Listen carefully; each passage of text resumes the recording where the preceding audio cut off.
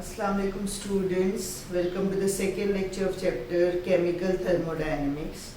In our previous lecture we have discussed what is meant by chemical thermodynamics, what are the scopes and limitation of chemical thermodynamics, what is the basic concept of thermodynamics, that is what are the types of system which we can study, what are the types of properties which we may discuss, and how these properties were classified as extensive properties and intensive properties. And we have discussed what is mean by state of the system, what is mean by state function and path function. We have completed these important terms in our previous lecture. Okay. Today let's begin the lecture with the term thermodynamic equilibrium. Look, we all know the meaning of word equilibrium. Whenever you hear the word equilibrium, the one thing should come in your mind that it is talking something about which is in balance or which in equality with the opposing force. It means two different kinds of forces are there or influences are there, and these two influences or forces are in balance with each other, are in equality with each other. Okay. So what is thermodynamic equilibrium? Thermodynamic equilibrium is a state of the system where system is in equilibrium with the surrounding. It means that it is such a state of the system where you will observe no change in the state function with time. Okay? So a system can be, or a system is said to be in thermodynamic equilibrium when the state functions of the system do not change with time. In simple words, if you observe no change in the system, you will say the system is in thermodynamic equilibrium. Whenever any system is in thermodynamic equilibrium, you should always understand that the system is in automatically three different types of equilibrium. If I am saying a system is in thermodynamic equilibrium, it means that system is in thermal equilibrium with the surrounding. That is, the temperature of the system and surrounding are in thermally equilibrium. It means are equal. Then it is in mechanical equilibrium with the surrounding. That is, internal and external pressure of the system must be same. Okay. And it is in chemical equilibrium. It means the chemical composition of the system is not changing with time. Okay. So a thermodynamic equilibrium means a system is in thermal equilibrium, mechanical equilibrium as well as chemical equilibrium. Okay. And in simple words, it is what? A system is said to be in a thermodynamic equilibrium when the state functions of the system do not changes with time. Okay. Now, if the system is in thermodynamic equilibrium, it means that the system is not undergoing any change. The state of the system is constant with time. It is not changing. But when the system moves from one thermodynamic equilibrium state to some new thermodynamic equilibrium state, it means the change has occurred. The transition has occurred. And this transition from one equilibrium state to another equilibrium state is known as process. Okay? And what we do in thermodynamics, we study the processes, we study the changes, we study the reactions. Okay? When nothing is changing, it is not interested to study that thing. If something is not going to change with time, you know it, you are not going to study that. Okay?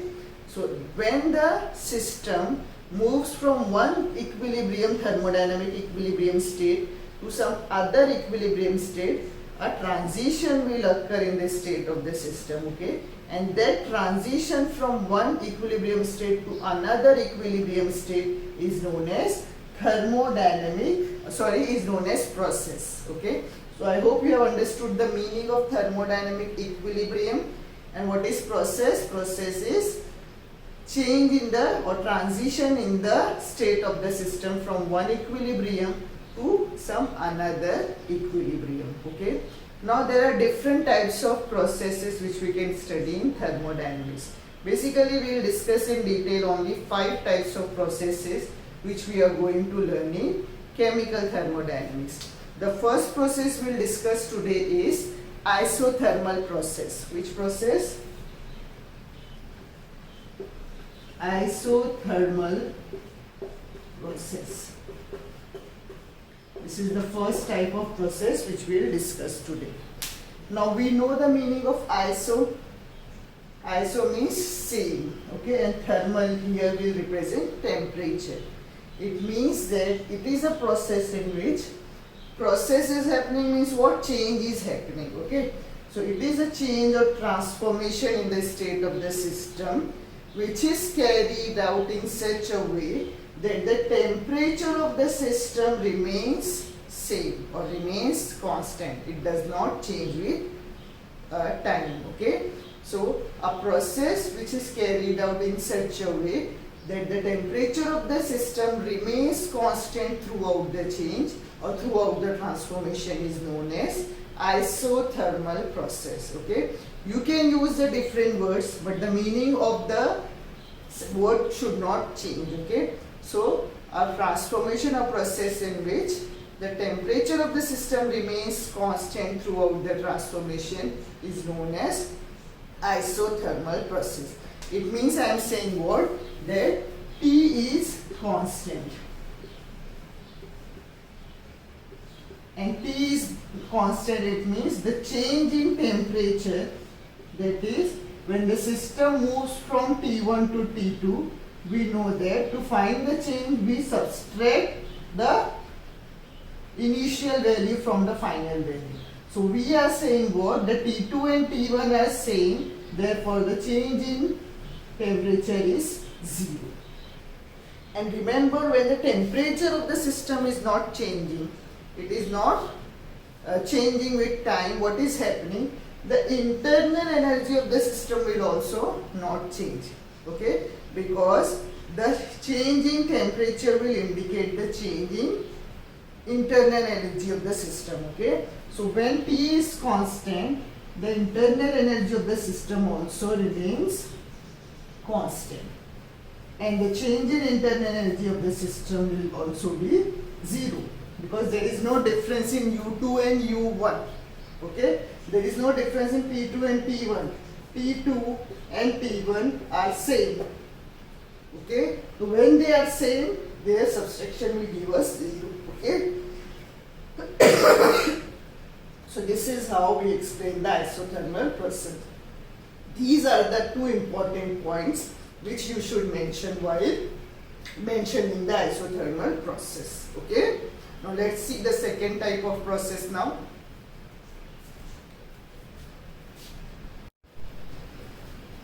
Now the second type of process which we will discuss is isobaric process, okay. Baric means what? Pressure. So you must have understood it is which kind of process? The process in which the pressure of the system remains constant throughout the change is known as isobaric process. So here you should mention what? That process pressure is what? Constant.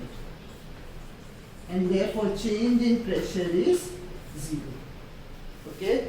Such a process which is conducted in such a manner that the pressure of the system remains constant throughout the change is known as isobaric process. Look, generally most of the reactions and processes are carried out in the laboratory are what? At constant pressure, okay. We have done different practicals in the lab also. In none of the practical we have changed the pressure of the system or the reaction.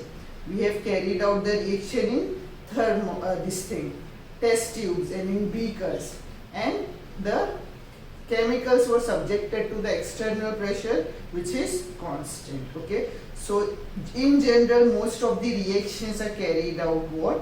At constant pressure, okay. So what is isobaric process? A process in which the pressure of the systems remains constant throughout the change is known as isobaric process. And you will mention that P is constant, therefore delta P, that is change in pressure, is 0, okay. Now the third type of process is isochoric process.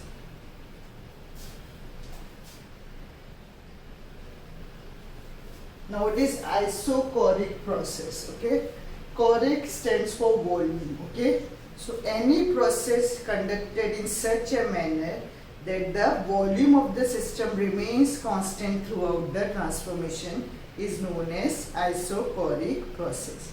So the process in which the volume of the system remains constant, it does not change, is known as isochoric process. It means we are saying that V is constant, therefore change in volume is 0. Okay. Now such type of processes where we don't want the volume of the system to change, we do what?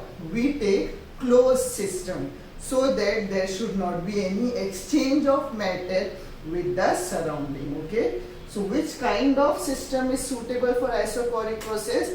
Always we'll take what? Closed system.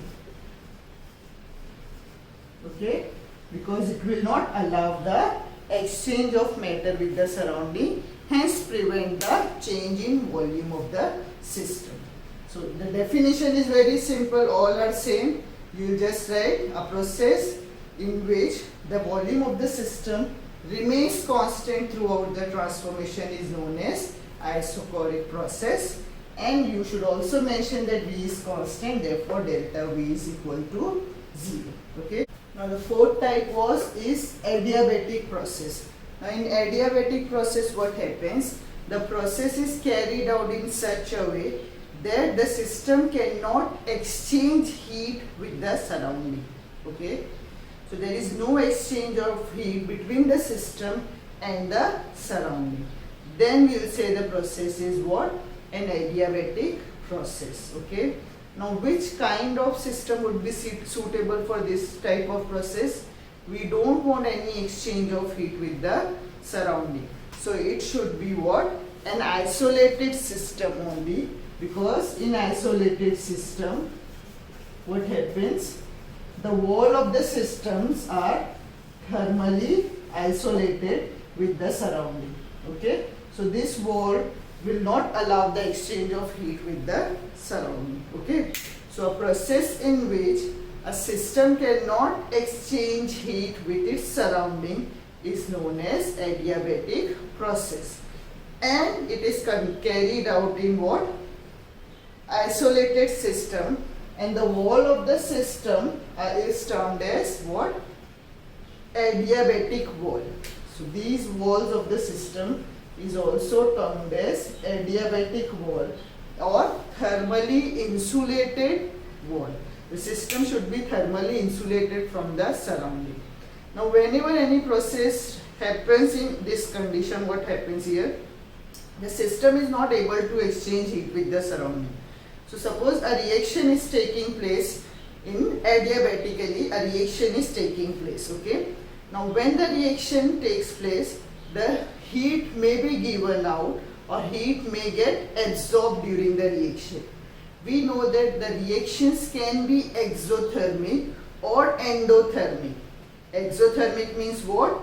Heat releasing, and endothermic means what? Heat absorbing.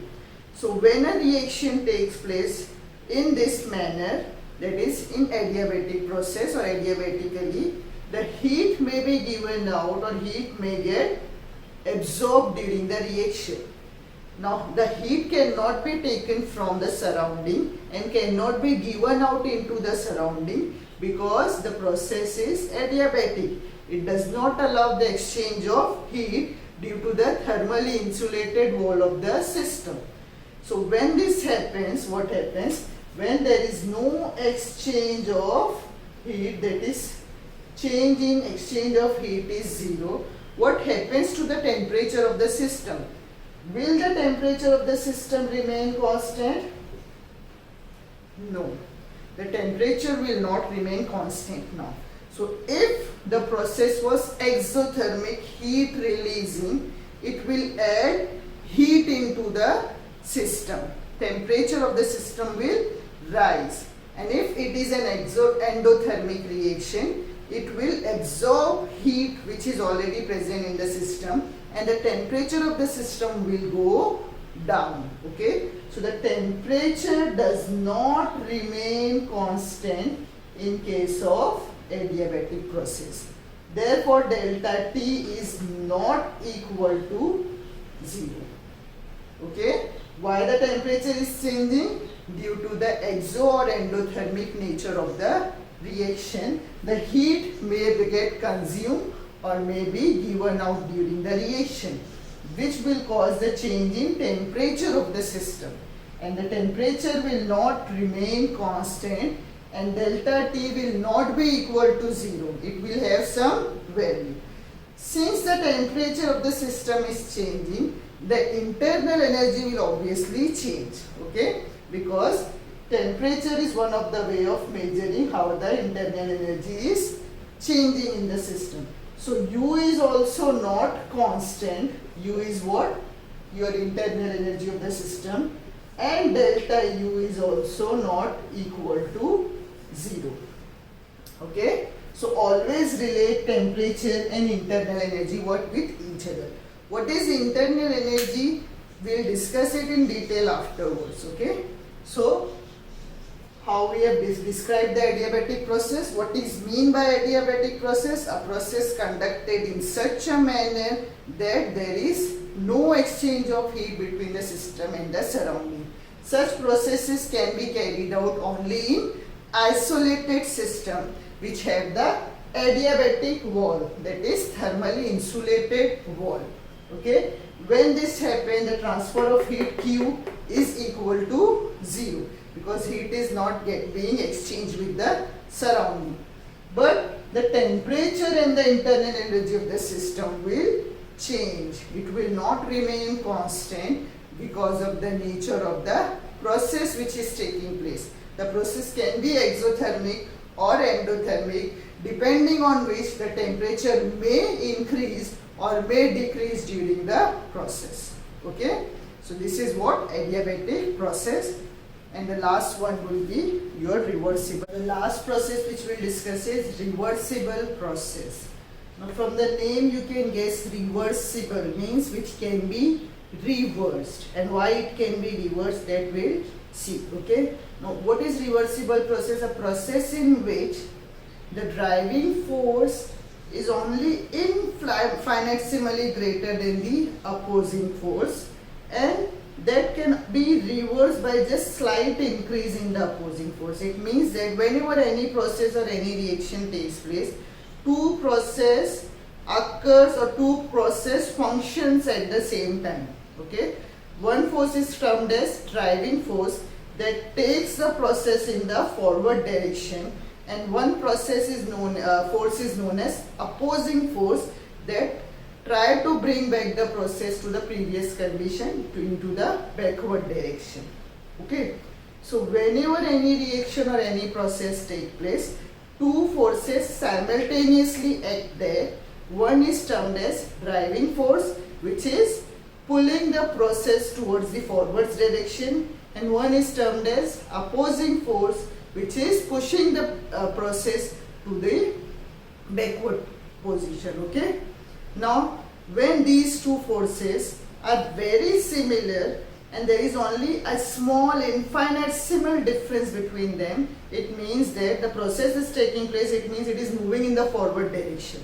Okay, it means that the driving force is only infinitesimally greater than the opposing force, but you can reverse this by making certain changes in the condition which will cause what?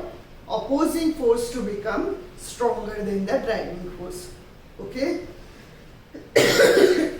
so a process conducted in such a manner that the driving force is only infinitesimally greater than the opposing force, and that can be reversed by the slight increase in the opposing force is known as reversible process.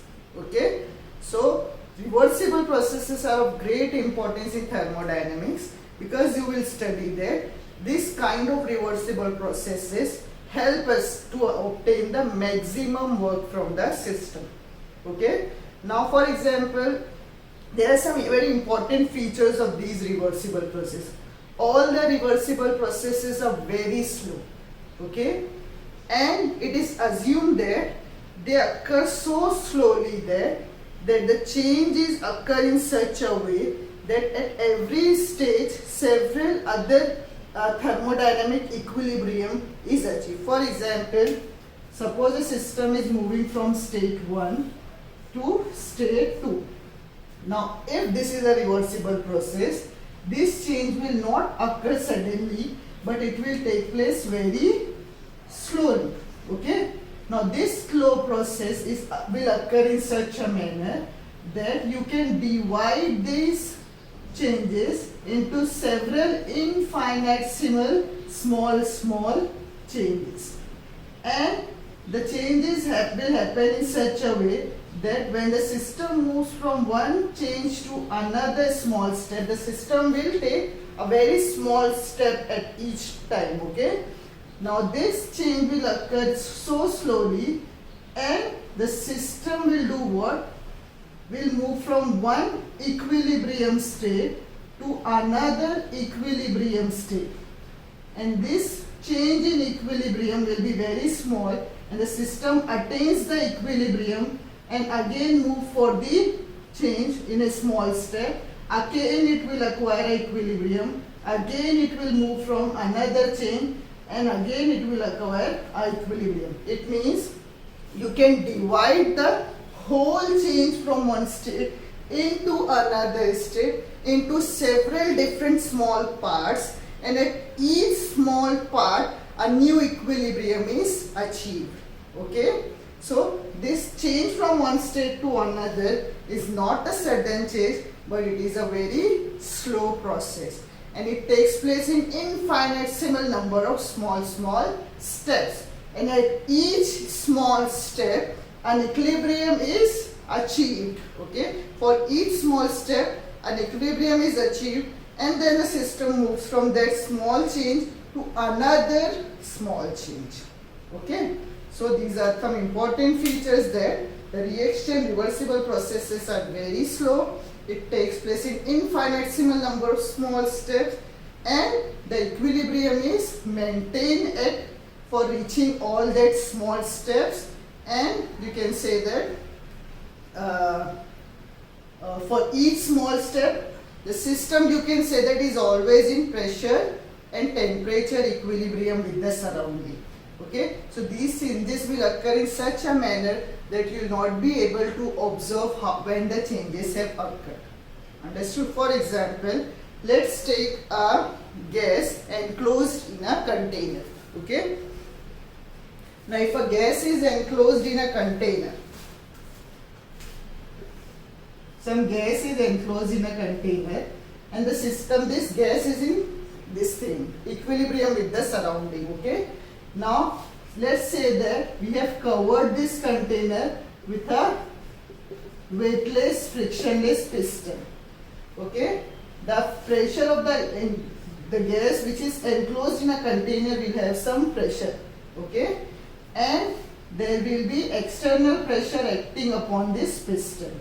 So as long as the internal and external pressures are same, the piston will remain on its position and it will not move, and we will say that the system is in equilibrium.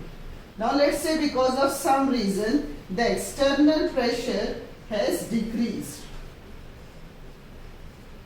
Because of some reason the external pressure is now less. Now the equilibrium is disturbed now. Now the internal and external pressure are no longer same. Now what will happen? Now to make the internal, to attain the equilibrium again, look, every system or the reaction will always continue to change until it acquires the equilibrium state. Okay, so as the equilibrium has disturbed due to the decrease in external pressure, now the system will start changing and it will try to acquire the equilibrium again. In equilibrium the system is at stable state. Okay, so to make its pressure equal to the external pressure, the gas inside the container will start expanding. Why it is expanding? Because we know that pressure and volume are inversely proportional. To decrease the pressure, the volume is increasing. Okay. So because of which what will happen? The gas will expand and now the piston will move up until it acquires what? The value of pressure which is equal to external pressure. Now this expansion of gas will take place very, very slowly. Okay. Now the expansion will take place very slowly. In the same way, if the external pressure has increased due to some reason, what will happen then now? If the external pressure has increased and internal is less, the internal pressure will also try to become equal to the external by undergoing compression. Okay, by undergoing compression, the internal pressure will also increase by decreasing the volume. Compression means decreasing volume. Okay. Now, which kind of process is this? This expansion and compression of gas due to changing the external pressure is which kind of process? It is a kind of reversible process. Okay. So, due to the change in the pressure by infinitesimal amount, we can reverse the change. Okay. So, such type of processes are called as reversible processes, and this is one of the example of reversible process. Okay. So, here we have finished the types of processes which we are going to study in chemical thermodynamics.